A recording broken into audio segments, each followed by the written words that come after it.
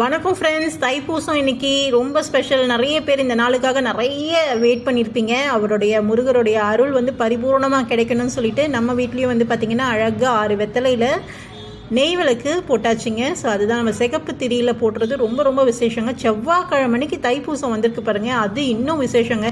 எல்லாருக்குமே இந்த 2025ஆம் ஆண்டு பார்த்திங்கன்னா சுபிக்ஷமாக இருக்கிறதுக்கு நம்ம கடவுளை பிரார்த்தனை பண்ணிப்போம்.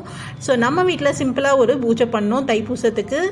ஸோ அதுதான் நான் உங்களுக்கு ஷேர் பண்ணியிருக்கேன். செவ்வரளி மாலை ரொம்ப ரொம்ப ரொம்ப விசேஷங்க முருகருக்கு. ஸோ நம்ம முருகருக்கு அழகாக செவ்வரளி மாலையால் அழகாக அலங்காரம் பண்ணி அவருக்கு பிடிச்ச பால் பாயசம் நிவேதனம் பண்ணி அழகாக பூஜை முடிச்சாச்சுங்க. அவருடைய ஸ்லோகங்கள் 108 நாமங்கள் 108 வேல் போற்றி எல்லாம் சொல்லி நல்ல அமக்கலமாக பார்த்திங்கன்னா முருகருடைய ஆசீர்வாதம் நிறைவாக வேணும். அவருடைய சந்தோஷமாக அடுத்த தைப்பூசத்துக்குள்ள நம்ம என்ன நினச்சி நம்ம இந்த விரதத்தை மேற்கொண்டோமோ அது நல்லா பரிபூர்ணமாக கிடைக்கணும்னு சொல்லிட்டு நல்லபடியாக பூஜையை முடிச்சாச்சு.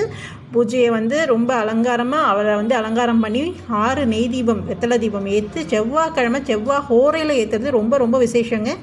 ஸோ செவ்வாய்க்கிழமை எல்லாருக்கும் தெரிஞ்சது தான். 6லேருந்து 7, மத்தியானம் 1லேருந்து 2, நைட்டு 8லேருந்து 9. மிஸ் பண்ணிட்டவங்க கண்டிப்பாக யூஸ் பண்ணிக்கோங்க. கண்டிப்பாக முருகருடைய அருள் பரிபூர்ணமாக எல்லாருக்கும் கிடைக்கணும்.